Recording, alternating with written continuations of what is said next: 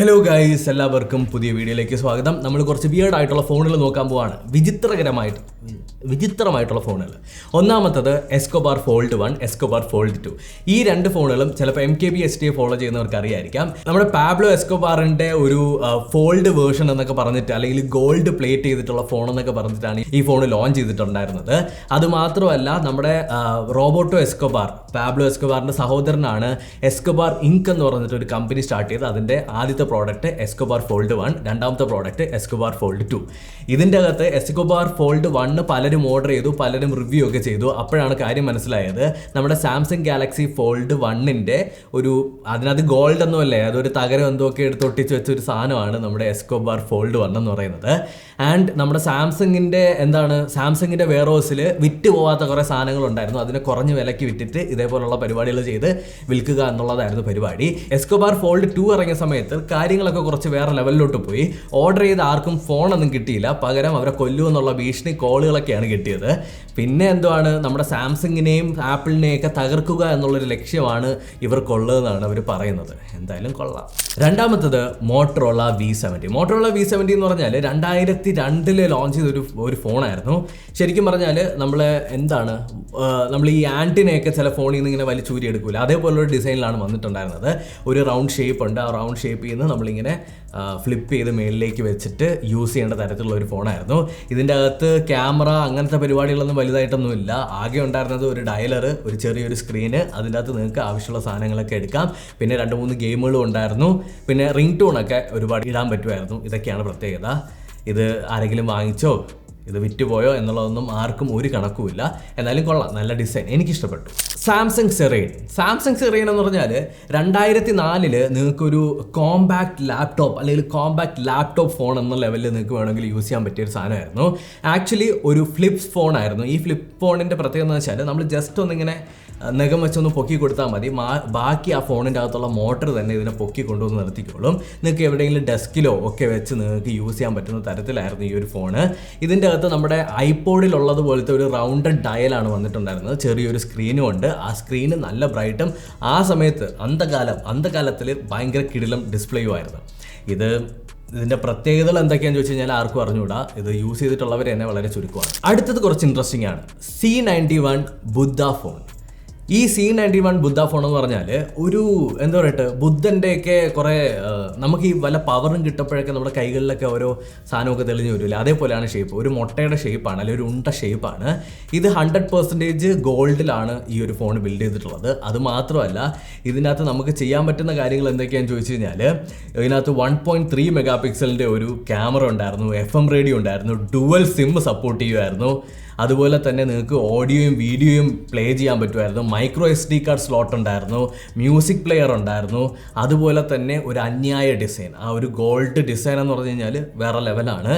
ശരിക്കും ലക്ഷറി എന്ന് പറയുന്നൊരു സാധനത്തിന് വേണ്ടിയിട്ടാണ് ഈ ഒരു ഫോൺ ലോഞ്ച് ചെയ്തത്. അതുമാത്രമല്ല, ഇതിൻ്റെ അകത്തൊരു ബുദ്ധ തീമാണ് മൊത്തത്തിലുള്ളത്. ഇതിൻ്റെ ഡിഫോൾട്ട് ആയിട്ടുള്ള റിംഗ് ടൂൺ എന്ന് പറയുന്നത് നമ്മുടെ ബുദ്ധ മ്യൂസിക്കാണ്. വളരെ വിയേർഡായിട്ടുള്ളൊരു ഫോൺ. Huawei P7. ഈ ഫോണ് ഒരു പെൻ ഫോൺ എന്നുള്ള ലെവലിലാണ് ലോഞ്ച് ചെയ്തത്. അതായത് ഒരു പേന പോലെ തന്നെ നിങ്ങൾക്ക് യൂസ് ചെയ്യാൻ പറ്റുന്നുള്ള ലെവലിലാണ് ഇത് ലോഞ്ച് ചെയ്തത്. ശരിക്കും പറഞ്ഞാൽ അടപടലം പൊട്ടിപ്പോയൊരു ഫോണ്. ഇതിൻ്റെ അകത്ത് ഒരു പേന പോലെ ഇരിക്കും, അതിൻ്റെ അകത്ത് ഓരോ ഡയലർ കൊടുത്തിട്ടുണ്ട്. ഒരു കുട്ടി സ്ക്രീൻ, അതൊരു 1/4 ഇഞ്ച് സ്ക്രീൻ എന്നാണ് പറയുന്നത്. ആ സ്ക്രീൻ കൊണ്ട് ഒരു ഗുണവും ഇല്ലായിരുന്നു. എന്നാലും ആളുകളൊക്കെ വാങ്ങിച്ച് ഉപയോഗിച്ചിട്ടൊക്കെ ഉണ്ട്, ഒരു ഡിഫറൻസിന് വേണ്ടിയിട്ട്, ഒരു വെറൈറ്റിക്ക് വേണ്ടിയിട്ട്. 2004 ഈ ഒരു ഫോൺ ലോഞ്ച് ചെയ്തത്. എനിക്ക് തോന്നുന്നു ഈ 2001 മുതൽ 2005 വരെ എന്തൊക്കെയോ നടന്നിട്ടുണ്ട്. അതായത് ഈ കമ്പനികൾക്കൊക്കെ പ്രാന്തളകിയിട്ട് എന്തെങ്കിലുമൊക്കെ, എനിക്ക് ഇന്നത്തെ ദിവസം ഇന്ന് രാവിലെ എണീറ്റുണ്ട്, കമ്പനിയുടെ CEO രാവിലെ എണീറ്റുണ്ട്, നമുക്കിന്നൊരു വെറൈറ്റി ഫോൺ ഉണ്ടാക്കി കളയാം. പേനയുടെ ഷേപ്പ്, കത്തിരിക്കയുടെ ഷേപ്പ്, വഴുതനങ്ങയുടെ ഷേപ്പ്, തണ്ണിമത്തൻ്റെ ഷേപ്പ്, ഇങ്ങനെ വഴി കാണുന്നത് റോഡിൽ കാണുന്നതായിട്ടുള്ള സാധനങ്ങളുടെ എല്ലാ ഷേപ്പിൽ ഫോൺ ഉണ്ടാക്കലായിരുന്നു പരിപാടി എന്നാണ് തോന്നുന്നത്. ഈ പറയുന്ന വിയേർഡായിട്ടുള്ള ഫോണുകൾ മൊത്തം ലോഞ്ച് ചെയ്തിട്ടുള്ളത് ഈ 2001 മുതൽ 2005 വരെയാണ്. എന്താണ് സംഭവിച്ചതെന്ന് അറിഞ്ഞുകൂടാ. ഈ ഫോൺ നിങ്ങൾക്ക് കാണുമ്പോൾ തന്നെ മനസ്സിലാവും, ഒരു ഗുണമൊന്നും ഇല്ലാത്തതാണ്. എന്നാലും നിങ്ങളുടെ അറിവിന് വേണ്ടി ഞാൻ പറഞ്ഞു തന്നേ ഉള്ളൂ. ഇനി നമ്മുടെ ആശാൻ വന്നിട്ടുണ്ട്, നോക്കിയ 7700. ഒന്നുകൂടി പറയട്ടെ, കുറച്ചുകൂടി വെയിറ്റ് കൂട്ടി, നോക്കിയ 7700. ഈ ഒരു ഫോണിൻ്റെ പ്രത്യേകത വെച്ചാൽ കിടിലം ഫോണാണ്. അതായത് ആക്ച്വലി ഈ സാധനം അവർ ഡെവലപ്പ് ചെയ്തു, പക്ഷെ ലോഞ്ച് ആയില്ല. അതിൻ്റെ ബാക്കിയുള്ള, അതായത് മാർക്കറ്റിലേക്ക് ഇറക്കാനായിട്ട് ഇറക്കിയാലും ആളുകൾ വാങ്ങൂല എന്നൊക്കെ പറഞ്ഞിട്ട് അവർ അങ്ങ് ഡിസ്മാൻറ്റിൽ ചെയ്തു. പക്ഷേ ഈ ഫോൺ ഒരു കിടിലം ഫോണായിരുന്നു. ഇതിൻ്റെ അകത്ത് 3.5 ഇഞ്ചിൻ്റെ ഒരു TFT ടച്ച് സ്ക്രീനാണ് ഉണ്ടായിരുന്നത്. ആ ടച്ച് സ്ക്രീൻ എന്ന് പറഞ്ഞാൽ നമ്മുടെ ഇപ്പോഴത്തെ ടച്ച് സ്ക്രീൻ പോലെയല്ല, നമ്മൾ ഈ പ്രഷർ കൊടുക്കുന്ന ടച്ച് സ്ക്രീൻ ഉണ്ടല്ലോ, അതും 0.3 MPയുടെ ഒരു ക്യാമറയും ഉണ്ടായിരുന്ന ഒരു ഫോണായിരുന്നു. ഇതിൻ്റെ അകത്ത് നമുക്ക് പേന വെച്ചിട്ടും അതുപോലെ തന്നെ കൈ വെച്ചിട്ടൊക്കെ ടച്ച് ചെയ്ത് യൂസ് ചെയ്യാൻ പറ്റും. ആ സമയത്ത്, അതായത് 2004-2005 സമയത്ത് ഇതെന്ന് പറയുന്നത് ഇറങ്ങിയിട്ടുണ്ടായിരുന്നെങ്കിൽ ഏറ്റവും വലിയ ഡിസ്പ്ലേ ഉള്ളൊരു ടച്ച് സ്ക്രീൻ ഫോൺ ഇത് തന്നെ ആയിരുന്നേനെ. അതുമാത്രമല്ല, ഇതിൻ്റെ അകത്തുള്ള ബാറ്ററി 1300 mAh ആയിരുന്നു. ആ സമയത്ത് 1300 എന്നൊക്കെ പറയുന്നത് ഭയങ്കര വലുതാണ്.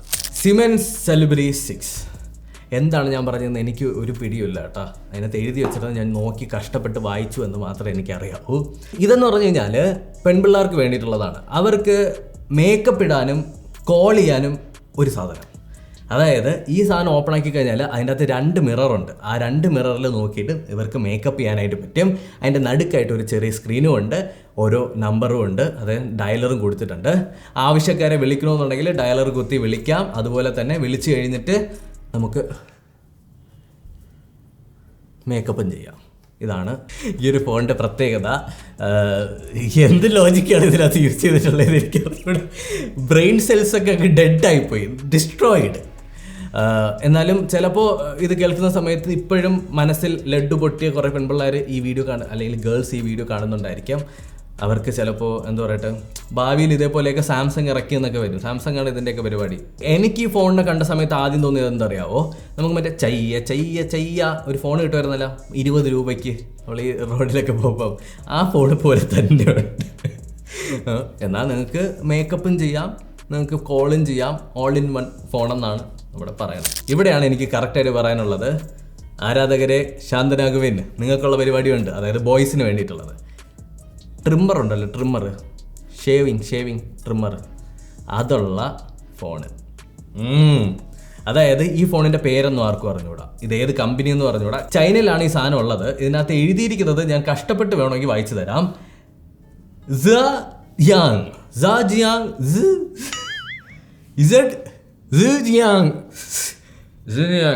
എന്നാണ് ഇതിൻ്റെ പേര്. ഞാൻ ഒന്നുകൂടി പറയണേ. കിട്ടിയല്ലോ, അതാണ് ഇതിൻ്റെ പേര്. ഇങ്ങനെയാണ് പ്രൊനൗൺസ് ചെയ്യാനുള്ളത്. സോ ഇതിൻ്റെ ടോപ്പ് സൈഡിലൊരു ക്യാപ്പ് ഉണ്ട്. അത് നിങ്ങൾ ഇളക്കി കഴിഞ്ഞാൽ നിങ്ങൾക്ക് നിങ്ങളുടെ ട്രിം ചെയ്യാം ആവശ്യത്തിന്. ചിലപ്പോൾ രാവിലെ ഇറങ്ങി പോകുന്ന സമയത്ത് ചിലപ്പോൾ നിങ്ങൾ ട്രിം ചെയ്യാൻ മറന്നു.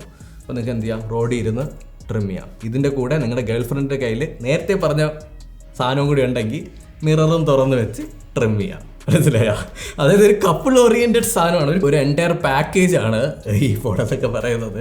ദൈവമേ, ഇതൊക്കെ കണ്ടുപിടിച്ചിട്ട് ഈ വീഡിയോ പ്രസൻറ്റ് ചെയ്ത് കഴിയുമ്പോൾ എൻ്റെ മൈൻഡിൽ എനിക്ക് അറിഞ്ഞുകൂടാ. ഈ വീഡിയോ നിങ്ങൾ കണ്ടുപിടുന്ന സമയത്ത് നിങ്ങൾക്ക് ചിരിയാണോ വരുന്നത്, ദേഷ്യമാണോ വരുന്നത്, എന്ത് വികാരമാണെന്നൊന്നും എനിക്ക് പ്രെഡിക്റ്റ് ചെയ്യാൻ പറ്റില്ല. എന്താണെങ്കിലും എന്നെ ഒന്നും പറയരുത്. നിങ്ങൾക്ക് ഈ വീഡിയോയുടെ അഭിപ്രായം ജസ്റ്റ് കമൻറ്റ് സെക്ഷനിൽ കമൻറ്റ് ചെയ്യാം.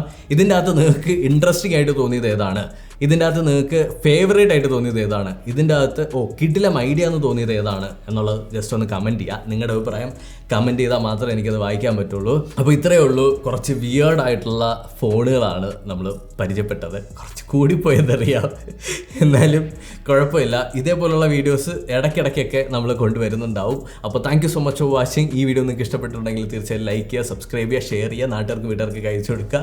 അടുത്തൊരു ടെക്നോളജി വീഡിയോ, അടുത്തൊരു ആപ്പ് സീരീസ്, അടുത്തൊരു ഗെയിം സീരീസ്, അടുത്തൊരു റിവ്യൂ വീഡിയോയിൽ വീണ്ടും കണ്ടുവരുന്നതായിരിക്കും. Bye. Thank you for watching.